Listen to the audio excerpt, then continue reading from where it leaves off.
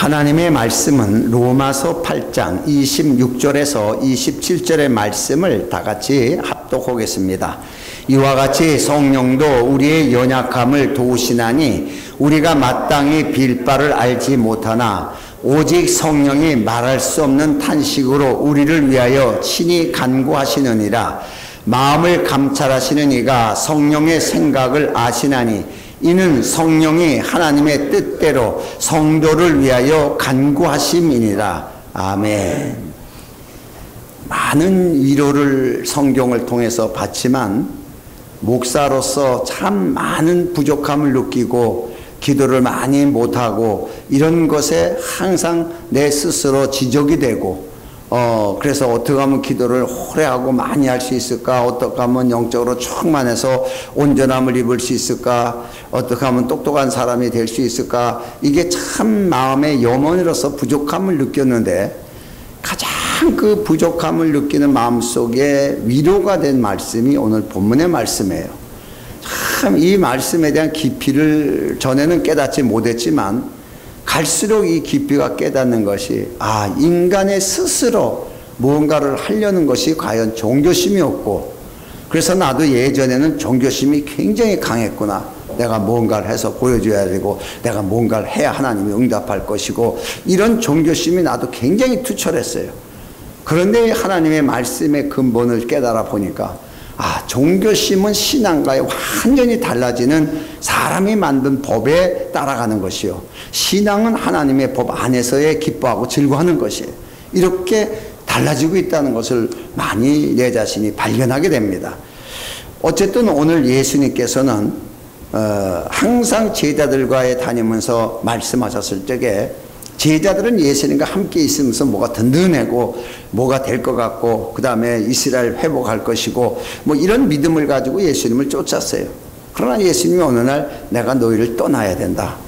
떠나는데 떠나는 것이 너에게 굉장히 유익할 것이다 라는 말씀을 하게 됩니다. 요한복음 16장 7절의 말씀에 근거한 말씀을 우리가 보면은 내가 너희에게 실상을 말하노니 내가 떠나가는 것이 너에게 유익이라.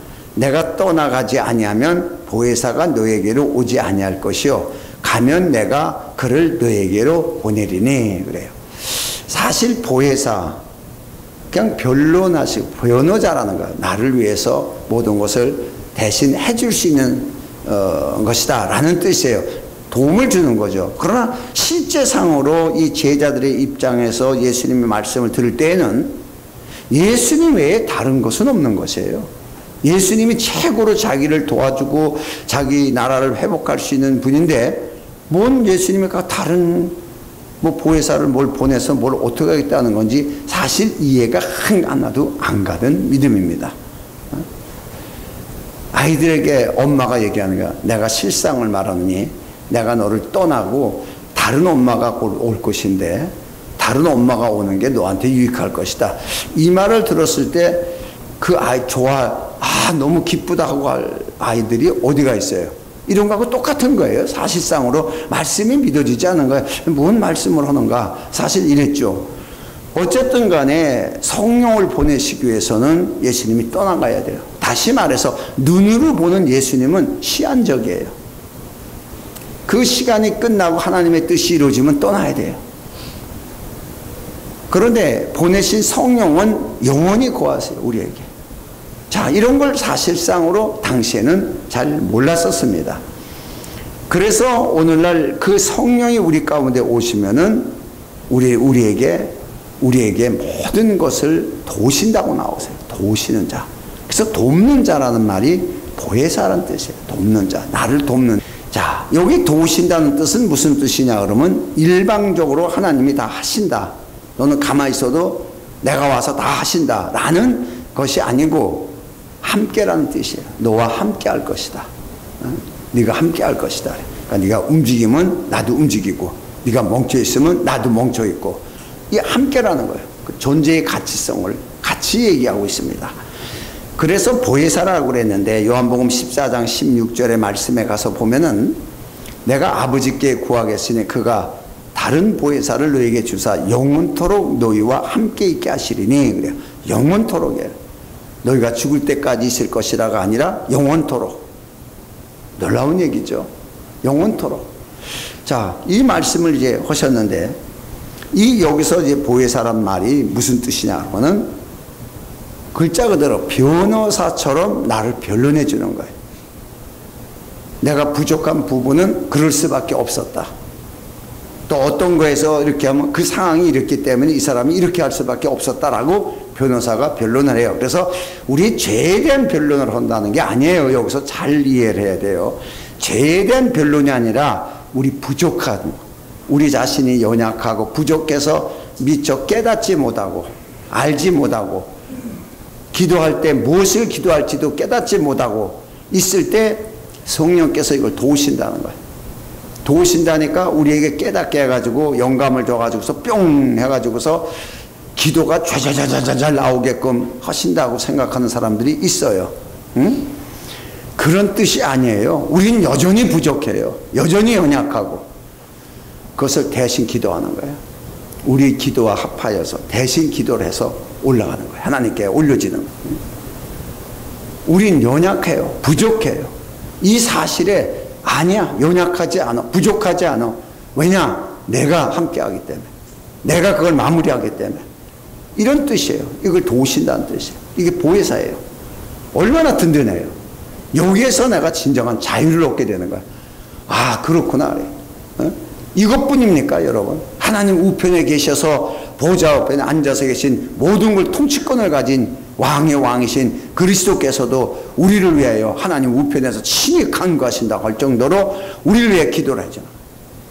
부족함이 없이. 다윗의 기도처럼 완벽하게 그 기도를 이루셔가지고 정말 하나님이 나의 목자가 되시고 나의 하나님이 되어주셔서 정말 영원토록 부족함이 없구나 라는 다윗의 기도를 응답을 누구에게 해줬냐 그러면 우리에게 해준 거예요. 그것을 이루신 분은 그리스도입니다. 그것을 우리에게 해주신 거예요. 자, 그래서 이 성령은 변호사처럼 보혜사인지만 어떤 관계냐 이게 중요합니다. 요한복음 15장 26절에서는 내가 아버지께로서 너에게 보내실 보혜사 곧 아버지께로부터 나오시는 진리의 성령, 이분이 뭐 하시는 분이냐? 진리의 성령이라. 진리의 성령이 오실 때에 그가 나를 증거할 것이요. 진리만이 진리를 깨달을 수가 있어요. 예수님이 누구세요? 내가 길이요 진리요 생명이라고 말씀하셨어요. 예수님이 진리입니다. 이 진리의 영만이 진리를 알게 하고 깨달을 수가 있어요. 그러니까 이 성령은 절대적으로 진리를 깨닫게 하고 진리를 가르치고 진리로 인도하시는 분인데 이 진리에 대한 실제가 누구냐 그러면 그리스도예요. 그가 이루신 모든 일이에요. 내가 한 모든 것. 이게 영원토록 변함이 없는 우리에게 사실이 있는 진리입니다. 세상 이치는 다 변합니다. 그러나 하나님의 말씀에 근거한 사실은 영원히 변하지 않는데 이것을 깨닫게 해주시는 분이 바로 성령이에요. 그래서 매우 중요한 역할을 하게 되는 거죠. 그래서 이 진리의 성령이 오심은 우리가 진리가 과연 무엇이었는가를 확실하게 깨닫는데 예를 들어서 그런 거예요. 예수께서 채찍에 맞음으로 나무를 입었기 때문에 오늘 이 말씀에 근거하여 여러분이 혹시 병을 가지신 분들은 이 말씀을 믿음으로 병을 고치시기 바랍니다. 그러니까 여러분 아멘 그랬어요. 그런데 병을 고친 사람도 있고 안 고쳐진 사람도 있습니다. 그럼 왜 하나님의 말씀이 누구에겐 되게 누구에게 안 되냐라고 묻는다면 이 차이가 그 말씀을 성령에 의해서 내 안에 사실이 되게 했느냐, 성령에 의해서, 아니면 내 지식으로 내가 그냥 받은 거냐, 이 차이예요. 진리는 진리가 깨닫게 하는 거예요. 그리스도의 사실은 진리의 성령이 우리에게 실제가 되게 만드는 거예요. 그래서 성령 충만을 받으라 라는 말씀이 있는 것이에요. 성령에 의해서 그 진리가 내 안에 실제가 됐을 때 그 말씀이 들려지는 그 순간에 성령은 그것이 사실이다라는 것을 우리에게 바로 증거해요. 그러면 그 말씀을 듣는 순간에 병이 떠나가는 거예요.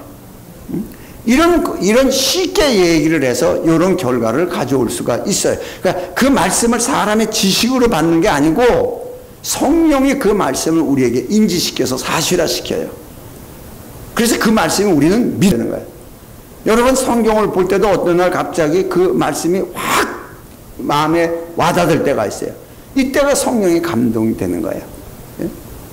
이런 것이 이제 진리가 진리를 인도하시는 법인데, 바로 진리의 영이 예수님이 하신 것을 깨달을 수가 있다. 사람의 가르침으로는 안 된다는 거예요. 사람의 가르침으로는. 그래서 예수님이 진리를 가르쳐서도 여전히 사람의 형태로 있는 제자들은 예수님의 가르침을 제대로 파악도 못하고 깨닫지도 못하고, 예수님이 승천하실 때까지도 그 사실을 깨닫지, 전혀 예수님의 말씀의 의도를 깨닫지 못하고 승천하시면서 그 이스라엘 나라는 어떻게 되냐고, 그냥 가버리면, 그냥 올라가시면 이 나라, 우리나라가 어떻게 되는 거예요? 이런 식으로 당황해가지고서 물어보는 제자들의 모습이 성경에 기록되어 있어요. 예수님 말씀하시잖아요. 나라의 회복은 너희 알 바가 아니라고. 그것도 내가 할 일이지, 너희들이 뭐 나라 회복을 싸워서 뭘 하겠다고. 너희가 할 바가 아니라 내가 할 일이지. 이걸 몰랐었습니다. 왜냐? 사람의 지식으로 예수님을 쫓아다니면서 믿었기 때문에. 그러니까 예수님이 성령을 받아야 된다. 성령을 받아야 내가 가르친 말이 너에게 실제가 된다. 이 말씀을 오늘 하신 거예요. 그래서 문제는 여기에서 성령이 이제 임하시게 될 때에 우리가 뭐 알지 못하는 것을 깨닫게 하고 모든 것을 가르치고 인도해 주신다 그러니까 색다른 것을 깨닫고 알게 하고 이러는 걸로 착각 속에 빠진 사람들이 있어요. 예수님이 하신 거, 언약이 성취된 거, 이거 외에 다른 것을 얘기를 한다면은 다른 성령이죠. 성령이 될 수가 없어요. 왜냐? 예수님이 딱 거기에 내가 보내신 성령, 나에 대하여 내가 가르쳐서 지키게 하는 모든 것을 알게 하리니, 예수님에 대한 사실만을 우리에게 알게 하시는 거예요. 그런데 요한복음 16장 8절에 가서 성령이 오셔서 어떻게 하냐? 그가 와서 죄에 대하여, 의에 대하여, 심판에 대하여 세상을 책망하시리라 라고서 예수님이 결론을 전한다는 거예요. 여러분, 성령은요, 죄 없는 자에게 오시는 하나님의 거룩한 영이에요.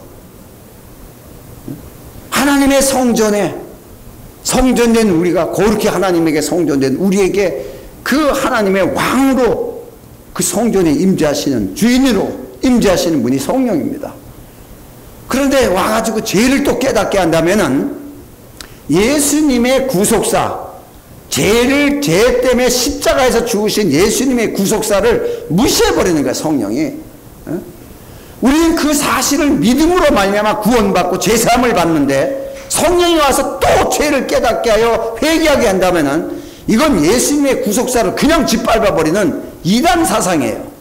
이런 이단적인 사상을 가르치면서도 그게 붙잡혀가지고서 회개하려고 그러고 죄를 찾아보려고 그러고, 그러다 보니까 조상의 죄까지 막 엄청난 사람들이 이 말씀을 성령이 충만하면 죄를 다 깨닫게 해서 온전하게 우리가 완벽하게 회개할 수 있다라고 이렇게 가르쳤어요. 여러분, 우리가요 완벽하게 회개할 수 없어요. 우리식으로. 회개는 딱 일생에 한 번으로 예수를 믿는 거예요. 예수를 믿는 거예요. 그러면은 우리의 죄를 기억하지 아니하시는 거예요. 누구든지 예수를 구주를 영접하고 그를 믿는 자에게는 그분이 다 이루셨기 때문에, 그분의 모든 사실이 우리에게 적용할 수 있기 때문에, 이런 걸 너무나 많이 몰랐었어요. 한국교회에서는 특별히 윤리를 굉장히 중시하는 공자 사상이 섞여가지고 죄에 대해서 무조건 잘못했다고 회개하는 거, 이걸 굉장히 거룩하게 취급을 했어요. 교회마다 맨날 울고불고 회개하는 게 이게 일색이 돼. 그러나 성경을 조금만 보면은 우리에 향해서 하신 말씀이 아니고 세상에 대하여, 세상에 대해서 성령이 이렇게, 우리는 진리 가운데로 인도하지만 세상에 대해서는 이것 때문에 책망하신다. 우리가 죄에 대하여 하면 뭐야? 너희가 나를 믿지 아니하냐. 세상 사람들은 굉장히 의롭고 착하고 구제하고 도우면서 나라와 나라의 관계에 무역을 이루면서 서로 동맹을 맺고 서로 도우면서 세계 평화를 추구하면서 그것이 하나 사람의 살아가는 가장 의의라고 생각하고 살아갑니다. 그것이 인간이 할 수 있는 가장 선이라고 생각하고 베풀어서의 복지가 세계화되기 시작합니다. 그런데 예수님은 아무리 인간들이 선한 일을 할지라도 예수를 믿지 않는 것이 죄, 예수를 믿지 않는 이 자체가 죄이기 때문에 어떤 선한 일도 해도 이 죄를 벗어날 수 없다라고 정의하는 것이 성령이 오셔서 세상을 책망하는 것이에요. 간단한 거예요. 그럼 우리는 예수를 믿으면 죄와 상관이 없죠. 우리는 언제나 진리 안으로 인도하시는 성령을 따라 진리에 살 수가 있어요. 이 관계가 세상 사람과 다른 거예요. 세상 사람들은 진리로 인도함을 받을 수가 없습니다. 우리는 진리 가운데로 인도함을 받을 수가 있습니다. 이게 살아가는 과정에서도 다른 거예요. 이것이 가장 중요하게. 자, 그러면은 시편 86편 11절에 다윗의 시가 나옵니다. 여기 보면 여호와여 주의 도로 내게 가르치소서 내가 주의 진리에 행하리오니 일심으로 주의 이름을 경외하게 하소서. 자, 이런 말을 하게 돼요. 물론 성령의 감화 감동을 통해서 하나님의 뜻을 쓴 것이 성경입니다. 인간이란 존재의 가장 큰 기도 제목이 뭐냐? 진리로 행하게 하소서. 하나님의 말씀에 도해요. 말씀을 깨달아서 정말 우리가 진리 가운데로 인도함을 받게 하소서. 자, 이 말씀이 다윗이 기도한 것이에요. 그런데 이것을 이루기 위해서 바로 예수님이 오셨죠. 그래서 너에게 진리의 영이 오시면 너희를 진리 가운데로 인도하시고 이 말씀에 대한 응답을 그대로 제자들에게 하게 되는 것이에요. 근데 제자들이 물론 몰랐습니다. 그래서 오늘날 이 진리 가운데로 행하게 하소서, 이 말의 의미는 진리의 길로 다니게 하소서, 이런 뜻이에요. 다시 말해서 이걸 하나로 진리 안에서 살게 하소서, 이게 기도 제목이에요. 세상 이치가 아닌 진리 안에서 사는 방법으로 사람의 행위에 의한 것이 아니라 하나님의 진리로 인정받고 그것에 하나님 앞에 내가 설 수 있도록 나를 이렇게 해주세요 라는 것이 오늘 이 중심의 해석입니다. 그래서 우리는 과연 다 진리에 사는 것인가? 참 이걸 우리가 한번 볼 수가 있어요. 그럼 어떻게 해야 진리에 살 수 있는 것인가? 말씀을 깨닫는 거 우리가 쉽지 않죠. 그러니까 설교자를 통해서 이제 깨닫게 하죠. 근본에도 요번에도 인도인가 어디에서도 굉장한 부흥이 나는데 예수 믿는 사람들이 굉장히 일어나는데 이들이 한결같이 뭐라고 얘기하냐면 우리는 사람에게서 전도받아서 믿는 게 아니라 예수님이 직접 오셔서 우리를 깨닫게 했다. 예수님이 직접 오셔서 우리를 깨닫게 해서 우리가 예수를 믿게 된다. 이렇게 말을 하게 돼요. 이거는 유대인들이 예수 믿는 사람들이 하는 말하고 똑같은 말을 하는 거예요. 우리는 타 민족들이, 그러니까 쉽게 얘기해서 건방지게 무슨 다른 민족들이 우리를 뭘 깨우치냐. 우리가 하나님의 선민인데 우리는 예수님이 직접 와서 우리를 깨우쳐가지고 예수를 믿게 된 것이야 라고 주장하는 사람들이 굉장히 많이 있어요. 요번에 인도에서도 이 말이 나왔어요. 나는 반론을 제기합니다. 왜냐? 하나님은 선지자가 아니면 말하지 않아요. 왜 제자를 세워서 내 증인이 되라고, 성령을 받으면 내 증인 되라고 했을까요? 사람을 통해서예요. 모든 게 사람을 통해서 합니다. 이것을 건너뛰면요, 이게 바른 것이냐? 아니죠. 그러면은 말씀을 통하여 사람과의 관계를 통해서 성령을 받게 되는데 이게 스스로 받았다는 게 문제가 조금 있죠. 이런 문제를 요번에 뉴스를 보면서 이제 보게 됐어요. 어쨌든 간에 오늘 우리가 진리에 사는 것이 가장 중요한 건데, 그러면 어떻게 해야 진리에 사는 것인가 라고 볼 적에 신명기 8장 3절의 이 말씀을 보면은 신령한 양식을 처음으로 먹여주시는 거예요. 애굽의 양식을 먹다가 출애굽해가지고서 광야에 나와가지고 정말 처음으로다가 하늘에서 신령한 양식을 내려서 주시는 것이 만나였는데, 이 만나에 대해서 마지막 가나안 땅을 들어가기 전에 이 만나를 왜 줬느냐를 설명해 주는 거예요. 모세가 너를 낮추시며 너를 줄이게 하시며 너도 알지 못하며 내 열조도 알지 못하던 만나를 내게 먹이신 것은 사람이 떡으로만 사는 것이 아니요 여호와의 입에서 나오는 모든 말씀으로 사는 줄을 너로 알게 하심이라. 그래서 깨닫게 하기 위해서 하나님 말씀으로 살아야 되는구나 라는 것을 깨닫게 하기 위해서 만나를 주셨다라고 모세는 말했습니다. 그러나 이 말씀을 근거해 가지고 바로 마태복음 4장 4절에 예수님께서는 대답하여 가라사대 기록되었으되 사람이 떡으로만 살 것이 아니요 하나님 위에서 나오는 모든 말씀으로 살 것이니라. 사는 것을 아는 게 아니라 사는 것이다 라는 직역을 했습니다. 왜냐?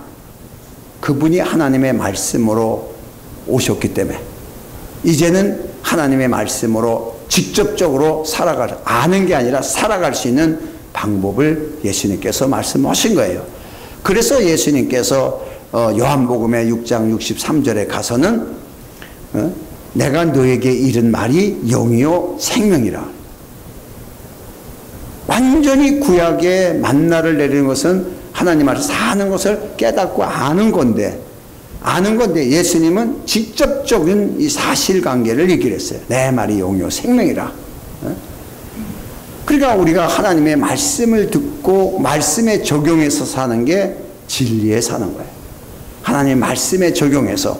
그러나 얼마나 많은 사람이 이 말씀에 적용해서 살아가고 있을까라는 의문점을 우리가 가지게 됩니다.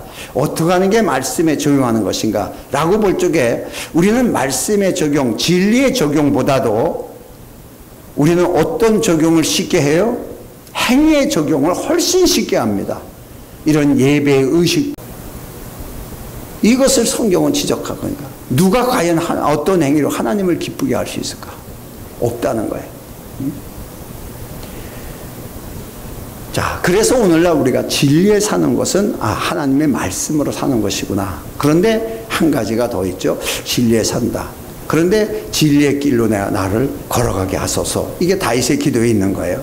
그럼 진리의 길로 나를 걷게 하소서. 이거는 진리가 우리의 삶 속에, 삶에 이루어지게, 우리 삶 자체가 진리가 되게 하소서라는 말과 같은 맥락이에요. 그러니까 우리 삶 자체가 정말 진리의 삶이 되느냐, 그냥 예수를 믿는 걸로 국한되어 있지 내가 과연 진리로 사느냐, 이건 달라요. 여러분, 예수를 믿는 거는 여러분의 의지로 예수님을 믿으려고 작정해서 믿어서 받아들이는 거지만, 의지로 진리를 살게 하는 것은 성령의 감동으로 이루어지는 거예요. 이건 하나님이 하신 일이에요. 그러니까 하나님이 하신 거에 적용해서 하느냐, 내가 예수 믿는 것으로서 행위로다가 교회 봉사하고 뭐하고 이런 것으로 만족하며 사는 것이냐, 이렇게 딱 두 가지로, 하나는 행위법에 중심을 둔 사람, 하나는 진리에 중심을 둔 사람, 이렇게 두 가지로 또 나눠질 수가 있어요. 이 진리에 산다는 것이, 그럼 이 진리에 산다는 것은 아주 간단한 거예요. 로마서 12장 1절에 하신 말씀대로, 그러므로 형제들아 내가 하나님의 모든 자비하심으로 너에게 권하노니 너의 몸을 하나님이 기뻐하시는 거룩한 산제사로 드리라. 이는 너희 드릴 영적 예배니라. 우리 일생이 예배가 되는 거예요. 우리의 삶이 하나님 앞에 예배가 되는 거예요. 지난번에 여러분 설교했습니다. 우리의 삶 자체가 어떻게 살아야 영적 예배가 되냐? 나 하나님 앞에 드렸는데, 내가 드렸는데, 그게 아니라 진리로. 우리 삶 자체가 하나님의 말씀에 근거한 믿음의 삶으로 적용해서 나간다면 그 삶 자체가 하나님께 드려지는, 살아있는 존재로서의 역할을 하면서 하나님께 드려지는 영적 예배라는 것이에요. 신앙은 하나님의 최고의 가치관을 가지고 사는 거예요. 진리가 뭐냐? 예수 그리스도가 이 땅에 오셔서 온갖 고난과 역경을 다 겪고 십자가에서 못 박으면서 온 피를 다 쏟아 흘리면서 정말 세상 말로 만시창이가 돼서 모든 걸 다 끝낸, 이럴 정도로서의 이루어 놓으신 것이 진리예요. 누구도 할 수 없는, 하나님만이 할 수 있는 일, 언약을 성취하시기 위해서. 이 놓은 사실을 가지고서 우리가 사는 것이 하나님의 최고의 가치관이에요. 병이 났어도 예수께서 채찍에 맞음으로 나음을 입은 이 사실을 가지고 증거할 때 하나님의 가치관이 드러나는 것이고, 죄사함에 묶인 자들에게 누구든지 예수를 믿으면 거기서 해방되고 자유함을 얻고 구원을 얻는 이런 가치관을 갖는 것. 인간의 힘으로 죄사함을 받게 하여 여러 종교에서는 여러 모양으로 인간을 희생시키고 노력하게 만듭니다. 그러나 우리는 예수님을 믿는 예수님의 가치관을 우리에게 받아들임으로, 그 사실을 우리에게 줌으로, 은혜예요. 이 성령이 이것을 깨닫게 함으로 우리는 하나님의 가치관 안에서의 이것을 증거하며 가지고 대단한 존재로서의 역할을 감당하는 것이 놀라운 하나님의 역사고, 또 하나님께 드려질 영적 예배라는 거예요. 하나님의 최고의 가치관은 뭐냐? 하나님에 의해서 탄생된 우리들이에요. 아담에게 있어서 최고의 가치관은 누구냐? 자기 몸을 통해서 만들어진 하와예요. 하나님의 최고의 가치관은 예수 그리스도를 통하여 새롭게 새 피조물이 된 우리들이에요. 그 자체가 예수 그리스도로 말미암아 하나님으로 기뻐하는 이 자체가 영적 예배예요. 하나님의 사실을 알아야 기뻐하지. 온갖 세상 속에서 고뇌와 어려움이 가득 찼는데, 매일 뭔가 부족해서, 나는 누구보다도 부족해서 기도 응답도 잘 안 되고, 교회 가서도 헌금도 조금밖에 못하고, 난 맨날 부족해서 언제나 그래도 형편이 빌려나 이러고 사는데, 하나님의 가치관이 무엇인지를 모르는 거예요. 행위법의 중심이 돼가지고 그것을 표현하다 보니까 우린요, 죽었다 깨나도 재벌이 헌금한 거 못하고 죽습니다. 하나님은 그 헌금을 바라는 게 아니에요. 그 헌금의 가치가 있는 게 아니에요. 부자가 내는 헌금의 가치가 있지 않습니다. 가난한 가부가 낸 가치관이 더 컸어요. 왜냐? 가난한 가부는 두 랩도 넣었는데 돈이에요? 아니에요. 저는 모든 가진 것을 놓았도다. 자기의 가치관을 모조리 하나님께 드린 거예요. 자기의 존재의 가치성, 자기의 삶의 가치성을 예수님 앞에 다 드려놓은 거예요. 그걸 최고로 받으시는 거예요. 여러분의 삶 자체가 하나님께 예배가 되기를 다시 한번 축원합니다. 하나님의 사실을 인정하고 시인하라 하는 거예요. 잠언서 3장에도 인정하라, 시인하라. 그러면 너의 행사가 형통되리라.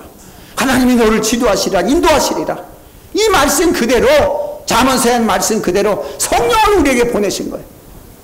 내가 하는 거, 내가 이루어놓은 거, 내가 깨닫게 한 거, 내가 가르친 거, 이거 사람들이 다 잊어버려. 그런데 성령이 오시면 다 깨닫게 하고 너에게 실제가 되게 하고 그 사실 안에서 너희를 살게 만드는 거예요.